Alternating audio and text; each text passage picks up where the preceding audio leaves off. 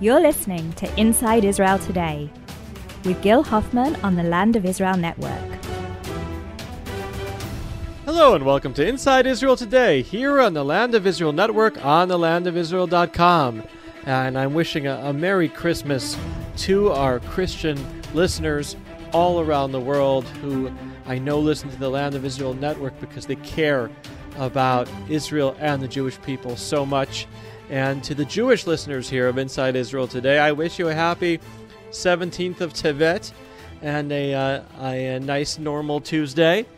But today's show, with all due respect to the Jewish listeners, I can't have a show on Christmas with such a wide Christian listenership that we have here on the Land of Israel Network and talk about the 17th of Tevet. I'm taping at least this portion of the show when the fate of Netanyahu's government is very much up in the air, and I know this is a show that normally deals with the intricacies and what's going on behind the scenes in Israeli politics, and a little bit also with what's going on in the U.S.-Israel relationship, and plenty happened on that front over the past week. But again, it's Christmas, and that is what I think trumps, for lack of a better word, all the other issues that we could be dealing with today. And so because of that, I'm so glad that we could have on our show the Vice President and Senior Spokesman of the International Christian Embassy in Jerusalem, Mr. David Parsons. Thank you for coming on Inside Israel Today on thelandofisrael.com. Thanks, Gil. Good to be here. Okay, so what does your typical proud Christian do on Christmas in the Holy Land? Is it any different than celebrating Christmas in Indiana? Well, living here for over 20 years, I've gotten used to the stark difference in Christmas back home in my home state of North Carolina. North Carolina. And here in I said Indiana out of nowhere as your typical Middle America. Yes.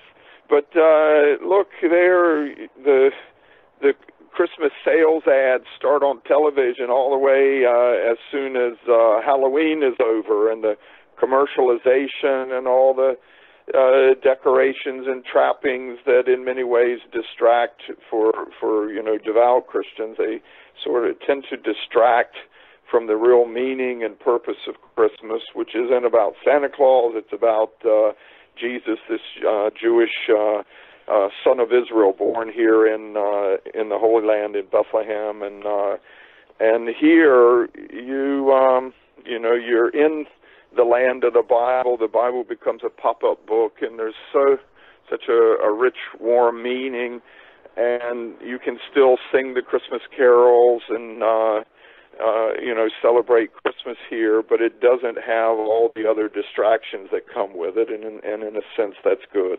So do you go to Bethlehem here yearly to celebrate the birth of Jesus? I have a family tradition. I started it around 10, 12 years ago with my son, and now I get a lot of family and friends to come out with me. We go near the Mar Elias Monastery around sunset on Christmas Eve. We light up a bonfire looking over Shepherd's Field, where the angel appeared to the shepherds announcing the birth of Jesus in the city of David, Bethlehem. And we sing Christmas carols and have hot chocolate and homemade cookies. So it's a wonderful family tradition, and we're going to be doing it again this evening. I love Christmas cookies. And I have many Christmassy kind of sweaters and everything, and my daughter, my 2-year-old, insists that out of all the different animals to ride in the pool, the big inflated animals, she always takes the red reindeer, which has I realize that's not the purpose of Christmas, but I do have a lot of respect for it, and also I, as an American Jew raised in Chicago, we keep our American Jewish heritage here living in Israel, and when we do get Chinese food and go to a movie on Christmas to celebrate that American Jewish heritage. I like what you said about Christmas being about the birth of Jesus, not being about commercialism, and here being able to feel what Christmas is really about and not what it's not about. And I think Hanukkah, that this year came a little bit early, Hanukkah also gets enveloped in that commercialism, and here kids have no idea that you're supposed to get presents on Hanukkah, that is something that's only become part of Hanukkah in America because of Christmas. How do you tell the people that are, learning about Judaism from you that are Christian about how Christmas and Hanukkah are really so different and not the same as they're portrayed in America? Well, they're both celebrations of light, the miracle of light that kept the temple menorah burning for 8 days, and this was celebrating a victory over an attempt to wipe out the Jewish faith. You couldn't circumcise your kids. They were the Seleucid Greeks were trying to ban the practice of Judaism, and we look at the birth of Jesus as a great light who came into the world, a world of darkness, Roman oppression and such, and brought hope and light to so many people in that time and even to this day. And in the past, we've done what we call Hanukkah celebrations, where we'll bring Jews and Christians together, and the Christians will, we'll have our tree, and the Jews light the menorah. We'll have some rabbi say the proper prayer and light the, candles for the menorah. We have them at our embassy building, just trying to, Gil, we live in a day where there are millions and millions of Christians who love Israel. It's not the hostility of the past. There's still theologically other ways, still a chasm between Judaism and Christianity, but people are friends. And so the sort of tolerance that you're showing towards Christians who want to celebrate Christmas and the way we try and honor and respect Hanukkah and the other Jewish holidays that Jews celebrate, many of them are biblical holidays, therefore as Christians we can celebrate them.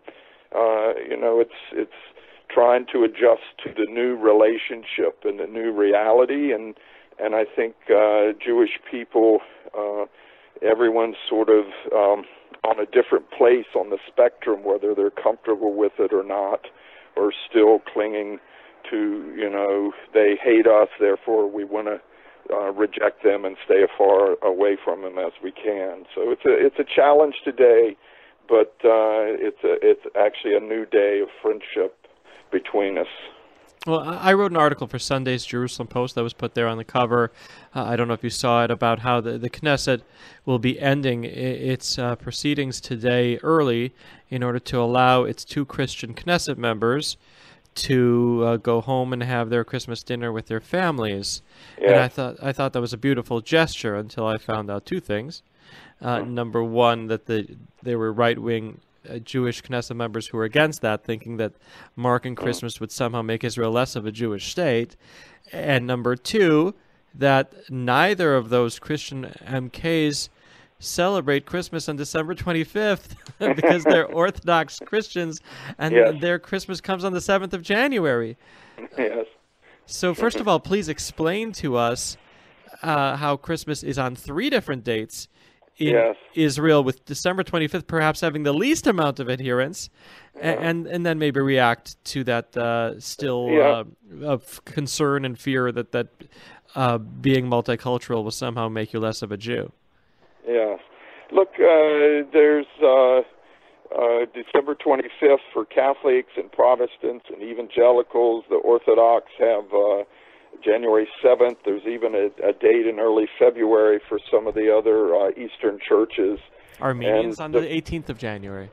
There's actually a 4th one then in early February for some of the Coptic or other churches. Cool. But look, we don't know the exact date of the birth of Jesus because Jewish tradition at the time, you didn't really keep track of that so much. In the Hebrew Bible or in the Bible, there's only 2 birthdays celebrated. They were both by pagan kings, and both times it was bad for the people of God. But I believe December 25th is when the wise men, these were the Jewish sages who studied the stars and how they, as Psalm says, they're the handiwork of God and are his timepiece, how they came and gave gifts to the Christ child, probably around December 25th. But, we don't have a lot of disputes about this because no one knows the exact date, but the fact that he was born is worth celebrating. That's beautiful. And what do you think about how right-wing religious members of Knesset are somehow threatened by the existence of Christmas? Look, as I said, that it's a new day, and there's a new challenge where Jewish people have to, come to terms whether they're comfortable yet even being friends with Christians who were for so many generations hostile to them. And apparently there are Jews even serving in the Knesset who aren't quite there yet. And everyone is in a different place on the spectrum, just as a lot of Christians are, they're either close and multitudes now really falling in love with Israel, with the whole hope of the return to Zion and how it's come to pass in our day. And I think someone like Uli Edelstein, I think he came from a mixed Jewish Christian family, and so he's a little more tolerant and open. Yes, and there are Christmas concerts and caroling services in Abu Ghosh and Christ Church in the Old City, and there are actually thousands and thousands of Israelis who come to this. A lot of them are American immigrants who they're not there to worship Jesus and whatever, but they dismiss the songs. They want to come hear it, and a lot of it is curious Israelis, and it's become a tradition to them to go hear the Christians sing some of these well-known carols at Christmas time. And it's just a nice interaction between the people. We respect and love all the little Hanukkah songs. My son growing up here always dressed up at Purim, and I'm telling you, he started planning months ahead what would be his Purim outfit. And it's just out of respect for each other, because we're in a different season, and I think by now Jews ought to be comfortable with all these Christians who say they love them without having to think you've compromised theologically on your beliefs. But does it feel weird being a minority when you grew up as very much a majority there in North Carolina? Yeah. Look, I think every democracy struggles with, what to do with its minorities. I think of these Knesset members, a handful who don't want anything to do with Christmas and the Knesset or whatever, and I think, what if Passover was banned in the U.S. or something? And these are questions that you have to always consider the other side and consider the protection against Jewish minority communities in all these other countries, and that I think Israel is a unique democracy in the way it wrestles with these things. Many times Israel's an example of how to do it right, and other times of how probably not to do it. I want to ask about the church leaders that there are here. I mean, most of them are not evangelical, and most of them don't seem to be Zionist. They tend to take the Palestinian side on a number of issues, and they tend to have protests. I know that there's a very controversial bill that's been talked about regarding land that is owned by the Greek Orthodox Church. And this has led to tension because the government wants to expropriate land that was leased maybe decades ago, and now its fate is the land that the Knesset itself is on. It creates complications for the future. Can you explain that to our listeners? Yes.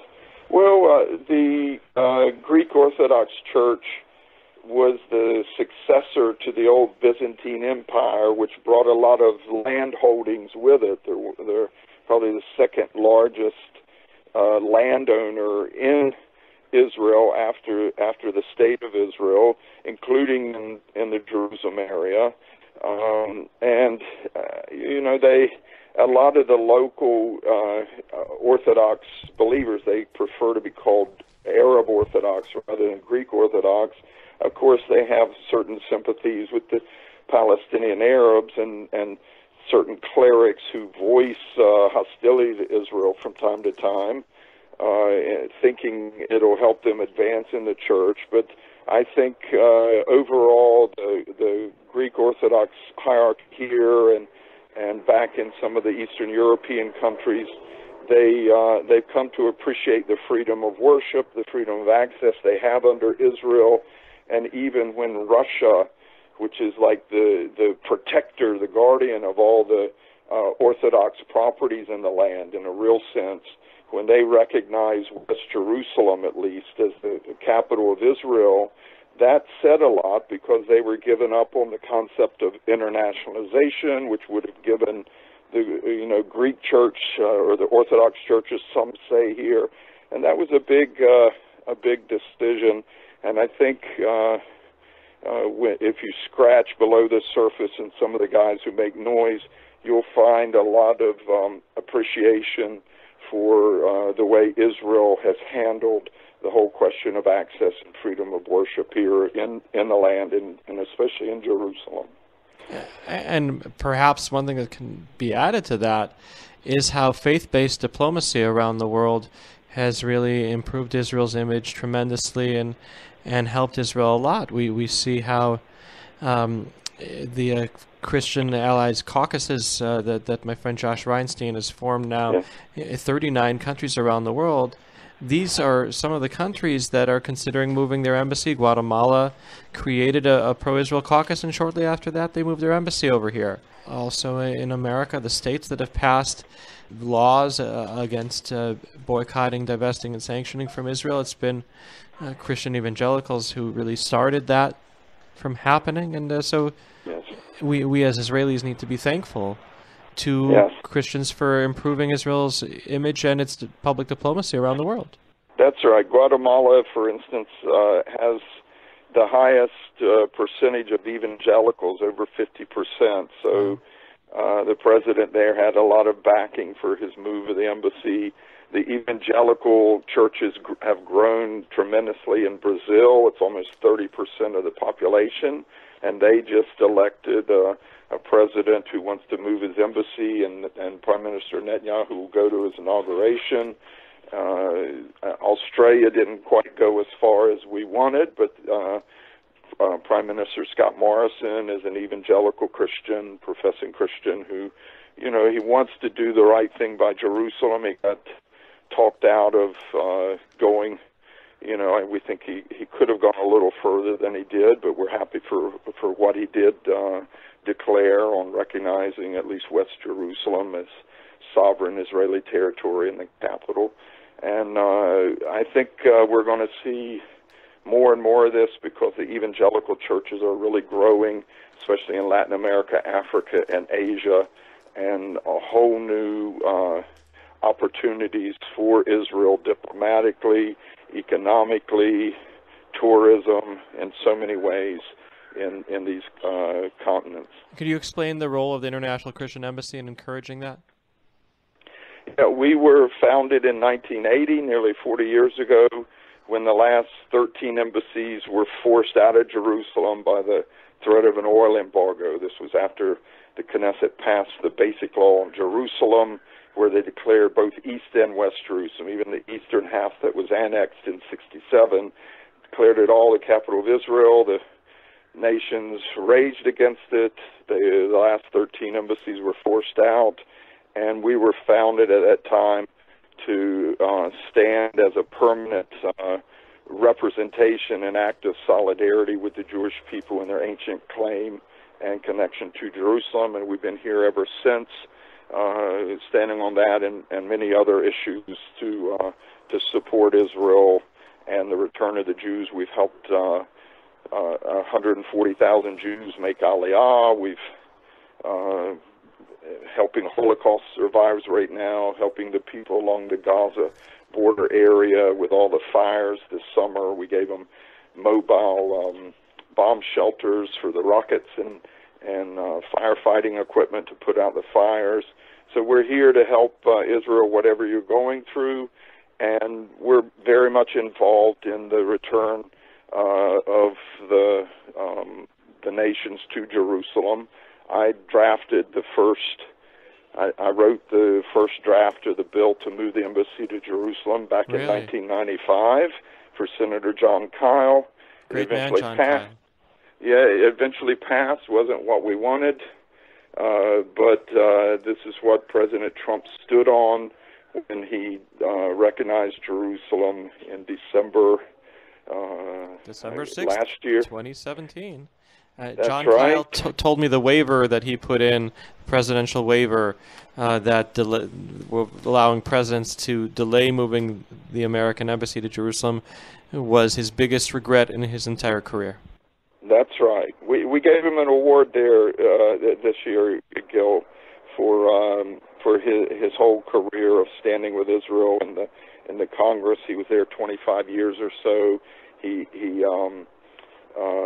was very supportive, one of the first champions of joint funding for Israel's missile defense system. And, of course, on the Jerusalem issue, he was very principled. And I got to see him a few months ago because he got appointed back to the Senate for a few months in John McCain's vacancy. He deserved it. John Kyle didn't get enough credit for what he did for Israel and for Jerusalem. Well, he retired at the same time as Joe Lieberman, and I remember I wrote at the time on the interview that one of the most pro-Israel senators ever is retiring this year, and he has a different name than you think I'm talking about. Yes. Yeah. One of the more unsung senators. So I guess my last question to you before we wrap this up is, despite really focusing here on what's truly important when it comes to Christmas, do you still get presents, or like did your kids? I don't know if you have grandkids yet. Does Santa come here?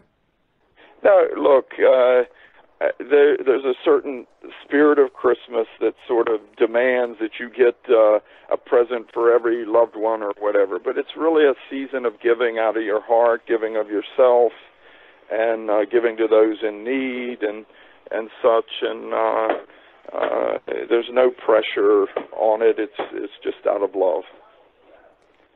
But do we believe in Santa? Look, it's a nice legend and fairy tale, and if we had time, we could go into all the different versions of Santa. My wife is Dutch, and he actually comes from Spain on a white horse on a barge down the canal. Wow. And that's a remnant of the Spanish colonization of Holland. And there's so many different versions of it, but there's no Santa. On that note, ladies and gentlemen, it's been a wonderful episode here of Inside Israel Today on the Land of Israel Network, on thelandofisrael.com. I thank David Parsons for being a part of this show. Thank you, Gil. And shalom and Merry Christmas from Jerusalem. And if you're not Christian, then yes, have a wonderful, happy 17th day of the month of Tevet. Bye-bye.